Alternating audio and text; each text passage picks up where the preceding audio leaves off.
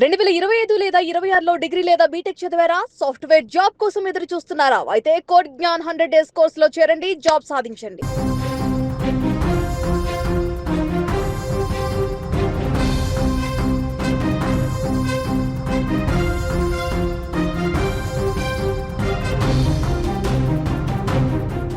మనిషికి ఉన్న అతిపెద్ద శత్రువు కోపమని పెద్దలు ఊరికే చెప్పలేదు. ఆ కోపం ఒక్క క్షణం పాటు మన కళ్ళను కప్పేస్తే అది జీవితకాలం తీరని విషాదాన్ని మిగులుస్తుంది.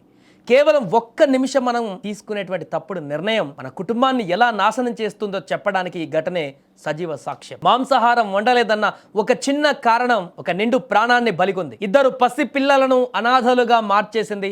కామారెడ్డి జిల్లాలో జరిగిన ఈ దారుణ ఘటన క్షణికావేశం ఎంత ప్రమాదకరమో చాటి చెబుతోంది. తెలంగాణలోని కామారెడ్డి జిల్లా కేంద్రంలో ఉన్న గోసంగి కాలనీ.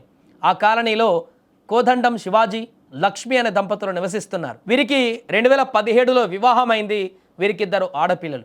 శివాజీ స్థానికంగా పాత సామాన్లో వ్యాపారం చేస్తూ కుటుంబాన్ని పోషిస్తుండగా భార్య లక్ష్మి ఖాళీగా ఉండకుండా అక్కడ స్థానికంగా ఇళ్లలో ఏదో ఒక పనికి వెళ్తూ భర్తకు ఆసరగా నిలిచేది. ఎప్పటిలాగే తమ పనులకు వెళ్తూ వస్తూ పేదరికంలో ఉన్న తమ పిల్లలతో సంతోషంగానే గడుపుతున్నారు. కానీ విధి వారి పాలిట వేరేలా రాసిపెట్టింది. ఆ రాత్రి వారి జీవితాల్లో ఊహించని మలుపు జరిగింది. అదేంటంటే శివాజీ రోజంతా పాత సామాన్ల వ్యాపారం ముగించుకొని అలసిపోయి ఇంటికి చేరుకున్నాడు. కష్టపడి వచ్చిన తనకు భార్య ఇంట్లో మాంసాహారం వండి పెట్టి ఉంటుందని ఎంతో ఆశపడ్డాడు వచ్చేటప్పుడే. కానీ ఇంట్లో లక్ష్మి మాంసాహారం వండలేదు. ఈ విషయం తెలుసుకున్న శివాజీకి విపరీతమైనటువంటి కోపం కట్టలు తెంచుకొని వచ్చింది. నేను పనిచేసి అలసిపోయి వస్తే మాంసం ఎందుకు వండలేదు అంటూ భార్య పైన తీవ్ర ఆగ్రహం వ్యక్తం చేశాడు అతడు. ఇద్దరి మధ్య చిన్నగా మొదలైన మాటల యుద్ధం అది కాస్త పెరిగి పెద్దదైంది. ఇద్దరు ఒకరినొకరు గట్టిగా అరుచుకున్నారు. వీరి అరుపులు విన్న చుట్టుపక్కల వారు వెంటనే అక్కడికి చేరుకున్నారు. ఇద్దరికి నచ్చజెప్పి సర్ది చెప్పారు. స్థానికులు సర్ది చెప్పడంతో గొడవ సద్దుమణిగింది అని అందరూ అనుకొని వారి ఇళ్లకు వాళ్ళు వెళ్ళిపోయారు. అందరూ వెళ్ళిపోయిన కాసేపటికే మళ్ళీ అదే విషయం పైన గొడవ మొదలైంది. శివాజీ తన భార్యను మళ్ళీ తిట్టడం మొదలుపెట్టాడు. అప్పటికే కోపంతో రగిలిపోతున్న లక్ష్మి విపరీతమైన క్షణికావేశానికి లోనైంది. దీంతో పక్కనే ఉన్న కొడవలిని తీసుకొని భర్త శివాజీ పైకి బలంగా విసిరింది. ఆ కొడవలి నేరుగా వెళ్ళి శివాజీ మెడ భాగంలోని నరానికి బలంగా తగిలింది. అంతే, క్షణాల్లో మెడ నుంచే తీవ్ర రక్తస్రావం మొదలైంది. నెత్తుతి మడుగులో కుప్పకూలిన శివాజీ అక్కడికక్కడే మృతి చెందాడు.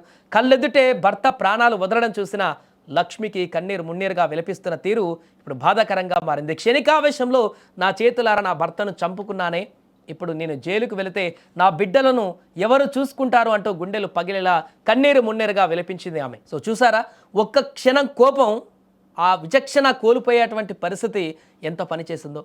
భార్యను అంతకురాలని చేసింది, భర్తను బలి తీసుకుంది. ఏ పాపం ఎరగని ఆ 2 పిల్లల భవిష్యత్తు ఇప్పుడు అంధకారంలోకి నెట్టివేయబడింది. కోపాన్ని అదుపులో ఉంచుకోవడం ఎంత అవసరమో ఈ ఘటనే మనకు ఒక పెద్ద గుణపాఠంగా చెప్తోంది. బాగా అంత కోపం సార్, మీ పిల్లలు సార్, మొన్న పిల్లలు చనిపోయిన బాగా ఎన్ని రోజులు కాలేదు సార్. మాకు చిన్న వయసు సార్. నా తమ్ముడు ఎన్ని సంవత్సరాలు 30 సంవత్సరాలు కూడా ఉంటాడు, 26 సంవత్సరాలు ఉంటాడు. నా తమ్ముని చంపేసింది దాని ఇడిపోతు సార్. అయితే మా అత్తమ్మ నా దగ్గరికి వచ్చింది సార్. అమ్మ బాబాయిని కొట్టింది, బాబాయిని కొట్టింది అనుకుంటే మా అత్తమ్మ నా దగ్గర కురికొచ్చింది.